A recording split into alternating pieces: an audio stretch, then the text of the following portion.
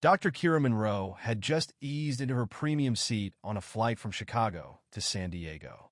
It was one of those rare instances when she could enjoy a moment of peace. At 35, she was already one of the most prominent trauma surgeons at Lakeshore Medical Center.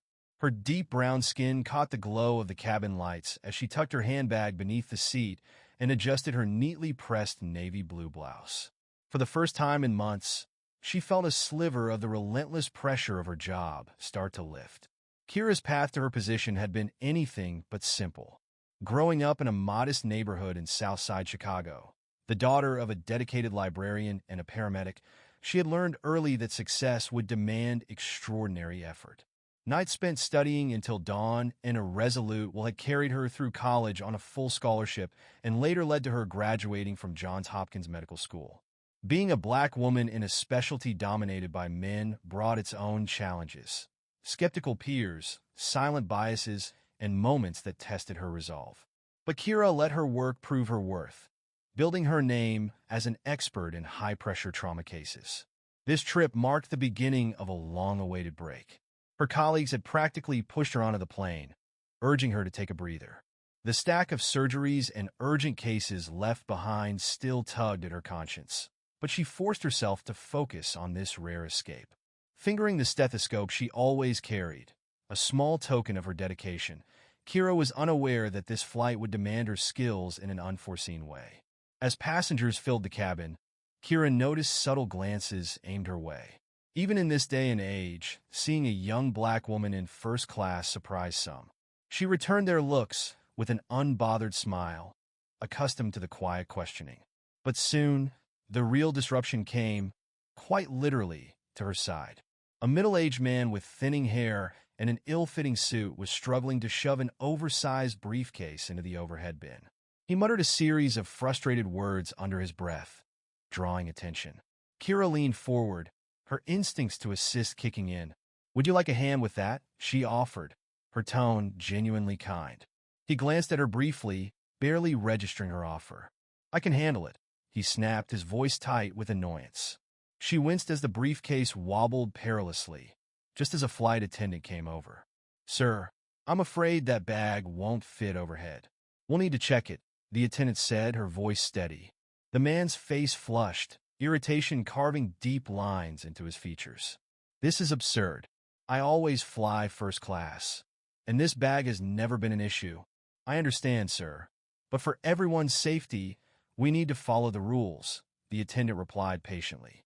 Reluctantly, the man handed over the bag and sank heavily into the seat beside Kira, muttering, "First class is going downhill."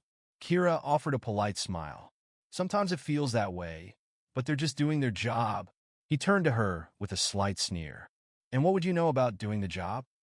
Are you a safety expert?" Kira felt a twinge in her chest, the telltale sign that this exchange could turn hostile. "Actually, I'm Dr. Monroe. I'm a trauma surgeon." The man paused, taken aback by her directness. "Well, then," he muttered, awkwardly extending a hand. "Mark Ellis, CEO of Ellis Developments." The plane's engines hummed as they began taxiing to the runway. Kira hoped their conversation would end, but it didn't. "So, a trauma surgeon," Mark continued, skepticism lacing his words. "What kind of emergencies do you handle?" "Accidents, critical injuries, emergency procedures. Everything you don't expect but need prepared hands for," she said, her tone cool but courteous. He nodded with a faint smirk. Quite impressive for someone so young. Kira's jaw tightened momentarily. She'd heard this veiled condescension countless times. "I've been in practice for nearly a decade, and I completed my training at Lakeshore Medical Center," she said, the pride evident in her voice. The conversation wore on her patience. A vacation in San Diego," Mark said, shifting the topic. "I remember starting out, barely affording a weekend getaway." Kira's reply was measured. Sometimes, a break is essential to stay sharp in a stressful profession. "Self-care," Mark said with a mocking chuckle. "Guess that's what they're calling it these days." Before Kira could respond, a commotion erupted from the front of the cabin. A man near the aisle slumped forward, gasping for breath, eyes wide in panic. Kira's instincts flared. She unbuckled her seatbelt swiftly.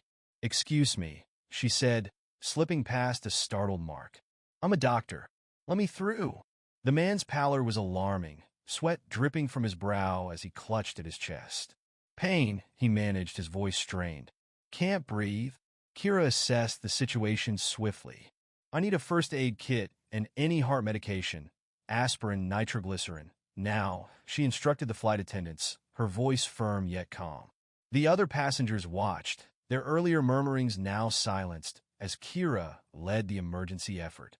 A nurse from a few rows back came to assist, and together, they stabilized the man's condition enough to ease his breathing.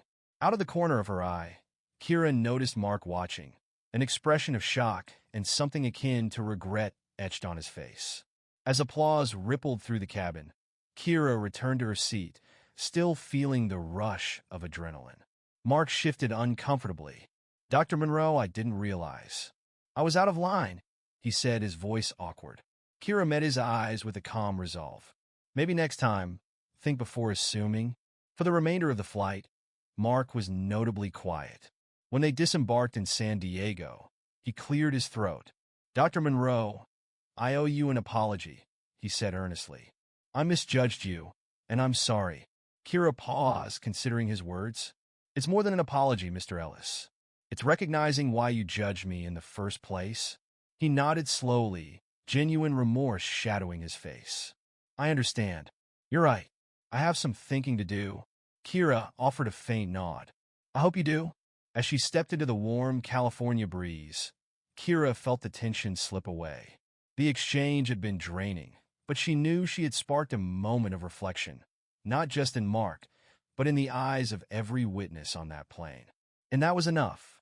As Kira stepped into the bright San Diego sunlight, she drew in a deep breath, letting the warmth settle into her bones. The tension of the flight still lingered, but the weight of the confrontation felt lighter now. She'd seen the look in Mark's eyes, genuine remorse, an inkling of change. Sometimes it only took one moment to plant a seed of understanding that could grow into something more profound.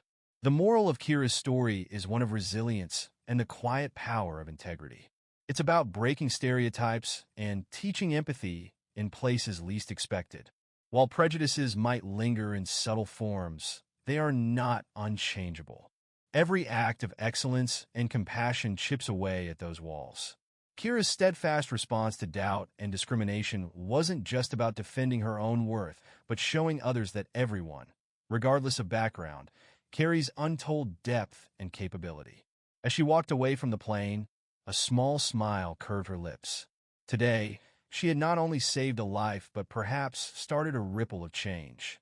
And as a healer, both in body and spirit, Kira knew that was the truest measure of her work's worth.